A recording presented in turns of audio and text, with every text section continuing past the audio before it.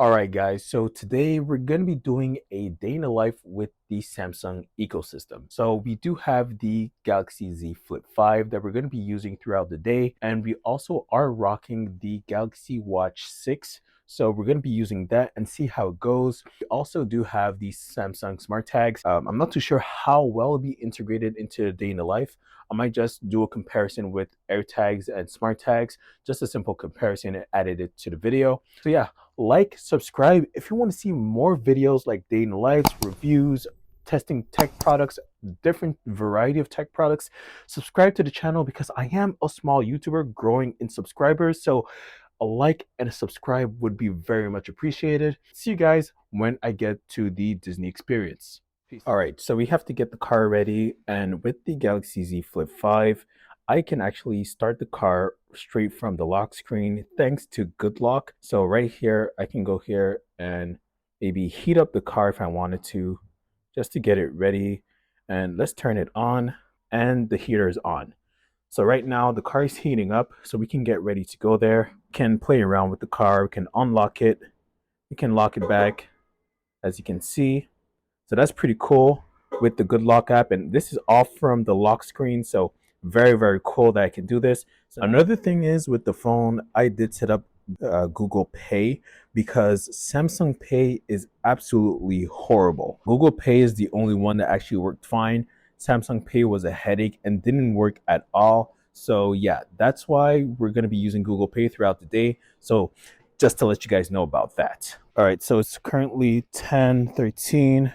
So let's go to the car. All right, so this is where we're going. So we'll see you guys when we get there in 38 minutes.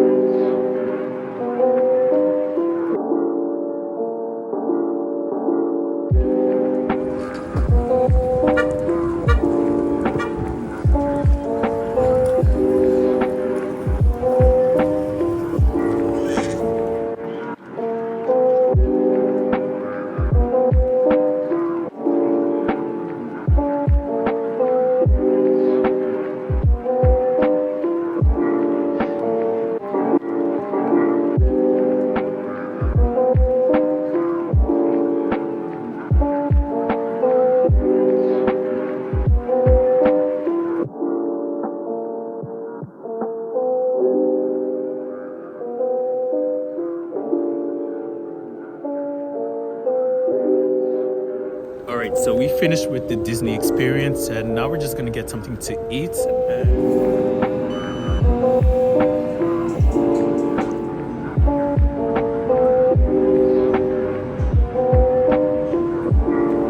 So we just left the pizza place. It is currently 1:22, so we're gonna drive back home and then we're gonna see how the day goes. But so far the Galaxy Watch is actually pretty cool. It automatically records when you're going on a walk, and I like that.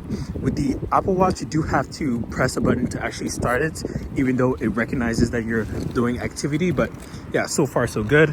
86% on the battery.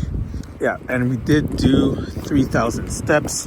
So yeah, see you guys when we get to the car. All right, so we made it home, and yeah, so I'm just gonna go home and just relax a little bit, maybe play some few games and scroll through social media on the Galaxy Z Flip 5. And I do have a few things to say about playing games and just scrolling through social media with the Galaxy Z Flip 5. So yeah, let me just relax, then I'll talk to you guys about my journey with the actual phone and the Samsung ecosystem in general.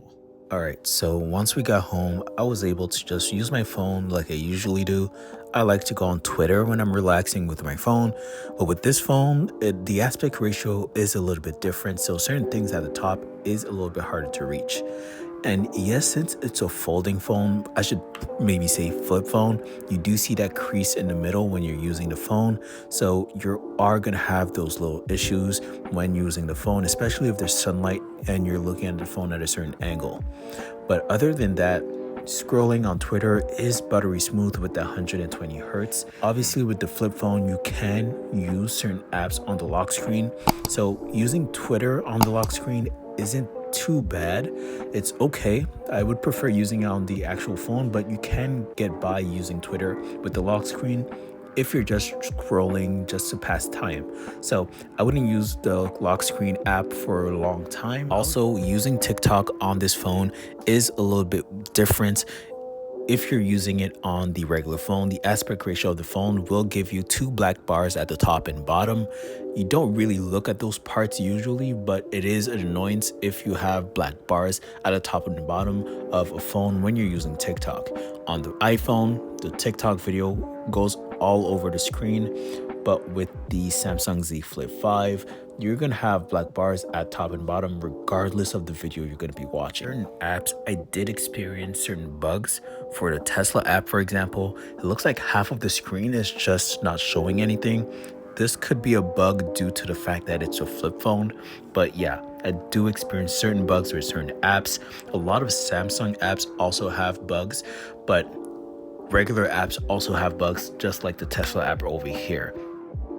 I do use the folding feature once in a while on the phone when I'm watching YouTube, for example, but that's pretty much it.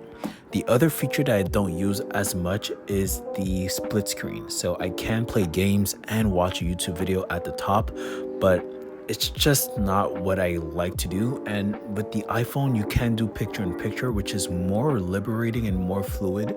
But with the split screen, it's just more clunky, and playing games on the lock screen just isn't the way to go. Things are very tiny. It's hard to press buttons, especially if you have big hands and big thumbs. So I would avoid playing games on the lock screen. Maybe just keep it to scrolling on social media for a little bit of time. All right, so as I test out the Samsung ecosystem, I bought the Samsung Smart Tags. And what better way to actually test out the Samsung Smart Tags but to lose it and try and find it. So I just threw it out, have my AirTag keys. I just threw it out as well. Hopefully I can find it again, but I'll use my Galaxy Z Flip 5 to try and find the smart tags first and just see how the process is, see how seamless it is. Is it better or the same as Apple's Find My system? They did come out with the smart tags too, so that's what I am using right now. So I don't know how much better it is than the first version, but let's test it out and see. All right, so we have the SmartThings app, and we're gonna click on the smart tags 2. And from there, it should let us look for it. The app is pretty slow. I'm not sure if it needs Wi-Fi to even just run the app, but I am using on Wi-Fi. As you can see, the Wi-Fi is pretty All right, low. So I finally got the app to work. And yeah, that's just the experience I've been having with the Samsung apps, is that sometimes it's just buggy, sometimes it just doesn't work. So finally got it to work. Let's click on search nearby. Okay, so this is how it tells you how close you are. The more the circle is closed, the closer you are to the item. So it doesn't tell you directions, just tells you to walk away, and it says that you're still a little bit far away. So the further I walk, the smaller the circle gets. So that means I am walking the wrong direction. I could play sound, but it's not loud enough for me to hear. So let me just keep walking.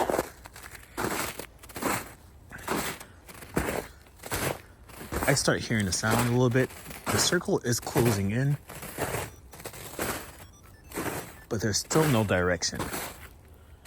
Let's see. Can we get it?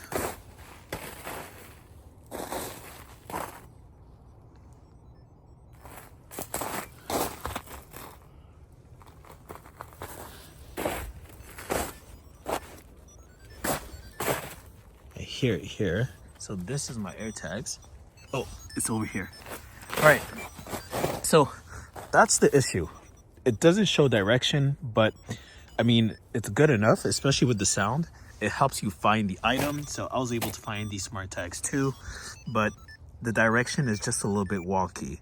I do know that there's an AR feature, but I don't know if it's available on the Z Flip 5 because it doesn't show up here. Yeah, I don't know if the Z Flip 5 actually has the AR capabilities when finding smart tags. All right, so since I found the AirTag by mistake. I'm gonna throw it out again and see if I can look for it. I had the AirTags here. I'm gonna throw it and I'm gonna go look for it. All right, so we're filming on the Z Flip 5. And so when we're far away from the actual tag, it doesn't give you direction. Only when it starts getting closer and closer that it tells you that you're getting closer, and it starts to give you directions. So now it's telling me that I'm getting further away. So I'm going to switch directions, and it shows me that I'm far. So at least I know I'm facing generally the right direction. So I can walk around, walk this way. Will it give me, so 11 meters. So now let's walk around. 5, 4, we're getting closer. Oh, okay, now it gives you directions. So I know that I have to face this specific direction, and the AirTags is right here. So I prefer the Apple way of doing it, showing you directions when you get closer. I think this is important. I can play sound as well. One thing as well that I like about the Samsung Smart Tags is that the sound plays until you stop it, and it's a lot louder. The Apple AirTags sound isn't too loud, and it stops. You have to keep pressing it to keep making the sound. So that was my test of the Samsung Smart Tags and the AirTags. So that's pretty much it. Let me get back inside because it is absolutely freezing. So in conclusion, I prefer AirTags and Find My app compared to the Smart Tags and the SmartThings app. So yeah, Apple wins this one. Let's get back inside. All right, so we're at the end of the day. I've been using the Samsung ecosystem throughout the day, and I have a few thoughts. First thing is that the Samsung ecosystem do have loose ends. Some parts of the Samsung ecosystem just doesn't work as seamlessly as others.